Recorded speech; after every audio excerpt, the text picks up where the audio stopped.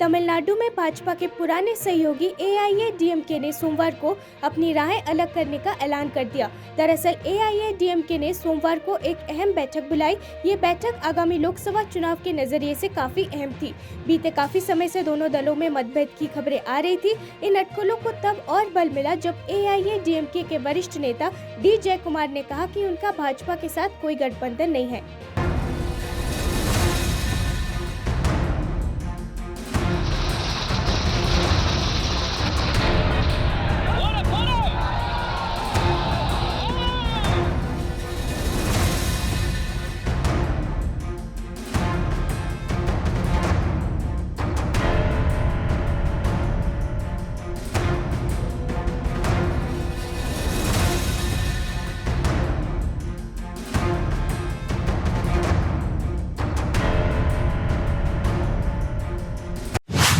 शिवसेना, अकाली दल और जेडी के बाद एआईडीएमके ने 2024 के लोकसभा चुनाव से पहले एक बड़ा ऐलान किया है। एआईडीएमके ने सोमवार को एनडीए से बाहर निकलने की घोषणा की और अपने सारे रिश्ते तोड़ लिए। ये निर्णय पिछले कुछ महीनों से चल रहा था और अनाद्रमुक और भाजपा नेता खुलेआम एक दूसरे की आलोचना कर रहे थे। एआईएडीएमके नेता कोवई सत्यन ने कहा, गठबंधन के धर्म और पवित्रता के लिए हमने अपनी यथास्थिति बनाए रखी। अन्नामलाई ने हमारे नेताओं, संस्थापकों के खिलाफ बोला। वे हमारी विचारधारा की आलोचना करने लगे और कई बार हमने भाजपा के शीर्ष नेतृत्व को इस बारे में जानकारी भी दी। जहां तक तमिलनाडु की बात है तो वो भाजपा है जिसे एआईएडीएमके की जरूरत है, ना कि एआईएडीएमके की भाजपा की। हम उनके सहयोगी हैं, इसका मतलब ये नहीं है कि हमारी विचारधारा भी एक जैसी है। एआईडीएमके विपक्षी गुट इंडिया में भी शामिल नहीं होगी। इसमें कहा गया है कि ये 2024 में एक अलग मोर्चे का नेतृत्व करेगा। Huge celebrity moment, all these fire been dragged the street due to issues. This has been expected by the cadres before? Yes, been expected for a long period of time. For Alliance Dharma, the sanctity of the alliance, we maintained our status quo. Despite Annamalai turning out to be a rabble-rouser, he started commenting about our leaders, our founders. He started criticizing our ideologies. He even criticized our rally, which saw about more than 15 lakh people turning out, and it's a historic event. And multiple number of times, we had even raised a resolution condemning his act and sent it to the High Command of BJP. It is BJP who needs AIADMK. It's not AIADMK needs BJP as far as Tamil Nadu is concerned. And history is going to repeat. 2014 we swept. 2019 it was DMK. Tamil Nadu is a swing door policy state, and 2020. तेजस्वी ने कहा कि BJP बार बार INDIA गठबंधन की टूटने की बात कर रही थी, लेकिन धीरे धीरे एनडीए से ही सभी पार्टियां अलग हो रही है। हर जगह ये साफ दिख रहा है कि एनडीए का कोई मतलब ही नहीं रह गया है। वहां एक तानाशाह बैठे हैं और दो व्यक्ति देश चला रहे हैं।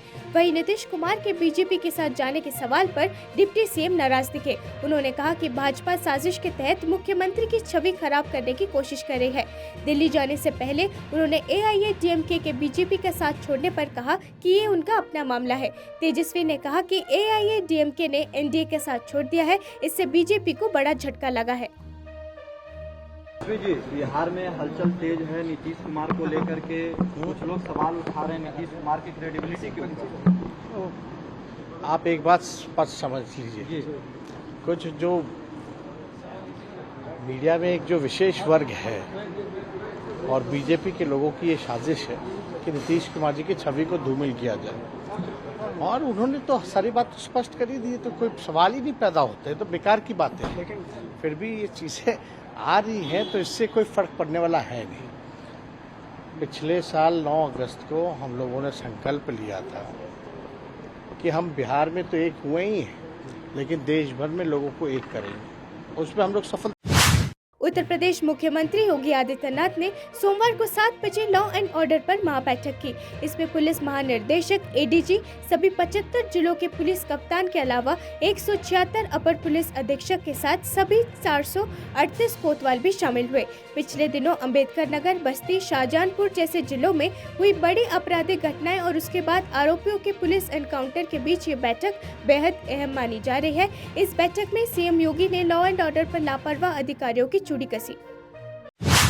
राजस्थान के खाद्य एवं नागरिक आपूर्ति मंत्री प्रताप खाचरियावास ने आश्वासन दिया कि राज्य में कांग्रेस सरकार फिर से बनेगी। उन्होंने ये भी कहा कि राज्य की कानून व्यवस्था की स्थिति बीजेपी शासित राज्यों एमपी, यूपी और हरियाणा से बेहतर है। उन्होंने कहा राजस्थान विकास दर के मामले में राष्ट्रीय स्तर पर दूसरे स्थान पर है। राज्य में उद्योग स्थापित किए जा रहे हैं और नौकरियां दी जा रही है। हमारी कानून व्यवस्था बीजेपी द्वारा शासित राज्यों एमपी, यूपी और हरियाणा से बेहतर है। एक बात स्पष्ट है कि राजस्थान सरकार के विकास और जन कल्याण के मॉडल को पूरा देश कॉपी कर रहा है। हमारा काम बोलता है, बीजेपी बोल रही है, लेकिन जनता का आशीर्वाद हमारे साथ है। हम निश्चित रूप से एक बार फिर से जीतेंगे। विकास दर में राजस्थान पूरे देश में नंबर 2 पर है। राजस्थान में बहुत ज़बरदस्त ढंग से उद्योग धंधे लग रहे हैं, रोजगार मिल रहा है। कानून व्यवस्था हमारी एमपी, यूपी और आप जानते हैं हरियाणा से ज़्यादा अच्छी है बीजेपी के राज्यों से। एक बात तय हो जानी चाहिए, राजस्थान की सरकार का जन कल्याण और डेवलपमेंट का जो मॉडल है उसकी नकल पूरा देश कर रहा है। राजस्थान के विकास के काम, जन कल्याण सब जगह दिखाई दे रहा है। आज मुझे कुछ महिलाएं यहाँ मिली जिनको फ़ोन मिल गया। आज यहाँ पे सब जगह पूरे राजस्थान में हमने 100 यूनिट तक बिजली फ्री कर दी, महंगाई राहत कैंप लगाए जिसमें लोगों को डायरेक्ट रिलीफ। जिनेवा में संयुक्त राष्ट्र मानवाधिकार परिषद का 54वां सत्र चल रहा है। इस बीच यहां United Kashmir People's National Party के राजनीतिक कार्यकर्ताओं ने सोमवार को प्रदर्शन किया। पीओके के कार्यकर्ताओं ने पाकिस्तान के खिलाफ नारेबाजी की। United Kashmir People's National Party के निर्वाचित अध्यक्ष शौकत अली कश्मीरी ने कहा, पाकिस्तान के कब्जे में हमारे लोग प्रदर्शन कर रहे हैं। हमारा विरोध 1948 से जारी है और पाकिस्तान से इस क्षेत्र को खाली करने के लिए कह रहा है, क्योंकि ये पाकिस्तान का नहीं है। पीओके के नेता ने आगे कहा, हम उनसे कश्मीरी लोगों की गरिमा का सम्मान करने, हमारी अभिव्यक्ति की आजादी और उन सभी राजनीतिक कार्यकर्ताओं का सम्मान करने के लिए कह रहे हैं जो हिरासत में है या पाकिस्तानी एजेंसियों द्वारा निषिद्ध है।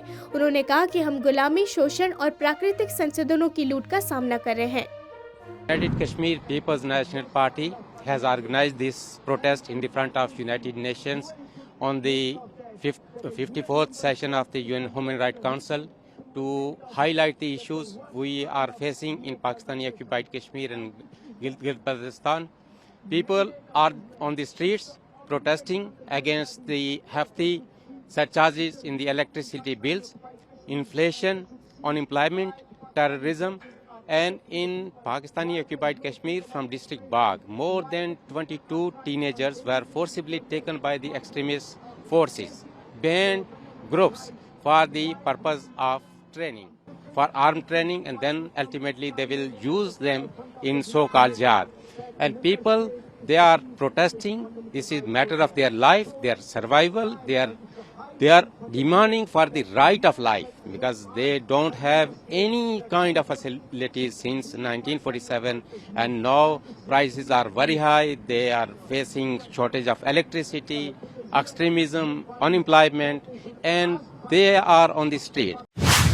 भारत के खिलाफ बिना सबूत आरोप लगाने वाले कनाडा के प्रधानमंत्री जस्टिन ट्रूडो अब घिरते जा रहे हैं। इस पूरे मामले में श्रीलंका ने भारत का समर्थन किया है और ट्रूडो पर तीखा हमला बोला है। श्रीलंका के विदेश मंत्री अली साबरी ने कहा, कुछ आतंकवादियों को कनाडा में सुरक्षित ठिकाना मिल गया है। कनाडा के प्रधानमंत्री के पास बिना किसी सबूत के अपमानजनक आरोप लगाने का यही तरीका है। यही बात उन्होंने श्रीलंका के लिए भी की। ये कहना है कि श्रीलंका में नरसंहार हुआ था, जो सरासर झूठ था। सभी जानते हैं कि हमारे देश में कोई नरसंहार नहीं हुआ। Very good to always to meet my friend Dr. Jaishankar. We just had a small conversations as to how we strengthen the Sri Lankan relationship, and also I have invited him to visit Sri Lanka for the IORA. He promised that he will try his level best to make it and to take the country forward, and the great relationship that we have strengthen that. Sir, my always question is, there are diplomatic tensions between Canada and India that is ongoing because of Trudeau's allegation, which India has obviously rejected. What will you say on that and on India's response, since we know that Sri Lanka has too suffered from various forms of terrorism in the last decade? Yeah, we have always suffered, and some of the terrorists have found safe haven in Canada. Canadian Prime Minister has this way of just coming out with some outrageous allegations without any supporting proof. The same thing they did for Sri Lanka, a terrible total lie about saying that Sri Lanka had genocide. Everybody knows there was no genocide in our country. And I saw yesterday he had gone and given a rousing welcome to somebody who have associated with the Nazis in the past on the Second World War. So this is questionable, and we have dealt it in the past. We have categorically rejected those outrageous allegations. So I'm not. Tamil Nadu के वेल्लोर में भारी बारिश हुई, दैनिक जीवन अस्त व्यस्त हो गया है। जिला प्रशासन ने बारिश के कारण वेल्लोर और रानीपेट जिले के स्कूलों में कक्षाएं निलंबित कर दी है। आईएमडी ने तमिलनाडु में आंधी और बिजली गिरने के साथ कुछ स्थानों पर हल्की से मध्यम बारिश की भविष्यवाणी की है।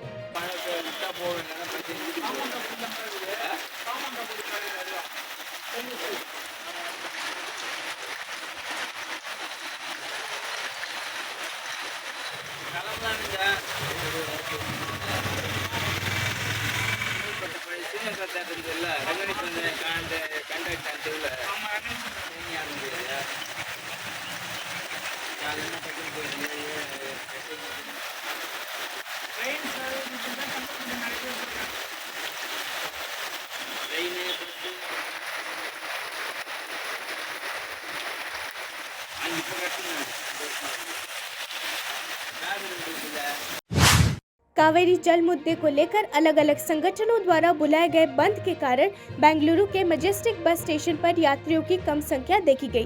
बेंगलुरु के सबसे व्यस्त बस स्टॉप में से एक मैजेस्टिक बीएमटीसी बस स्टॉप पर कोई यात्री नहीं था। बीएमटीसी के अनुसार बेंगलुरु मेट्रोपॉलिटन ट्रांसपोर्ट कॉर्पोरेशन के सभी मार्ग सामान्य रूप से चालू रहेंगे। इस मामले पर बोलते हुए बेंगलुरु के मैजेस्टिक बीएमटीसी बस स्टॉप पर एक ऑटो चालक नसीर खान ने एएनआई को बताया, हम विभिन्न संगठनों द्वारा बुलाए गए बंद का समर्थन करते हैं। जब कावेरी जल का मुद्दा सामने आया, हमारा रुख बिल्कुल स्पष्ट है। कर्नाटक किसी को पानी नहीं देगा। आज ऑटो नहीं चलेंगे, हम बंद का समर्थन करेंगे। हम भी सपोर्टिंग पानी के बारे में कभी भी जाएंगे तो कावेरी को कोई भी कर्नाटक के अंदर रहे तो सपोर्ट देते ही है, चाहे ऑटो ड्राइवर हो कोई भी हो। कावेरी पानी को कर्नाटक में कोई नहीं छोड़ेगा। मतलब पहले अपना घर अच्छा रहने से दूसरे का घर देख सकते हैं। तुम अपने घर में तकलीफ आ गया तो तुम कैसे दूसरा आदमी को देख सकते हैं। उस वजह से कभी भी अभी पानी का प्रॉब्लम चल रहा है तो वो जैसे हम दूसरे को नहीं दे सकते। तमिलनाडु लगातार पानी का मांग कर रहा है, उसको समझ रहना चाहिए कि ऐसे हालत में उसके घर में पानी नहीं है तो हम जाके मांगे तो कैसे देगा। वो समझना चाहिए कि जैसे कोर्ट जो भी फैसला करता है सोच समझ के किया तो अच्छा है, किसी को प्रॉब्लम नहीं होता। नहीं तो ऐसा प्रॉब्लम होता है कि कोई मजबूर आदमी। केंद्रीय अल्पसंख्यक मामलों की मंत्री स्मृति ईरानी ने भारत में सऊदी राजदूत के साथ सऊदी अरब के शाही दूतावास में 93वें राष्ट्रीय दिवस समारोह में भाग लिया। सऊदी अरब के शाही दूतावास ने आज नई दिल्ली में देश का राष्ट्रीय दिवस मनाया। स्मृति ईरानी ने दोनों देशों के बीच साझा राजनयिक संबंधों की सराहना की। उन्होंने कहा, भारत सऊदी अरब के साथ हमारी ऐतिहासिक संस्कृति और रणनीतिक साझेदारी को गहराई से महत्व देता है और संजोता है। As we all know, India deeply values and cherishes our historical, culture and strategic partnership with Saudi Arabia. We were honored to welcome His Royal Highness Prince Mohammed bin Salman bin Abdulaziz Al Saud, the Crown Prince and Prime Minister of Saudi Arabia, for a state visit to our country earlier this month. India-Saudi relations have deepened under the visionary leadership of our great nations. The Strategic Partnership Council, under the direction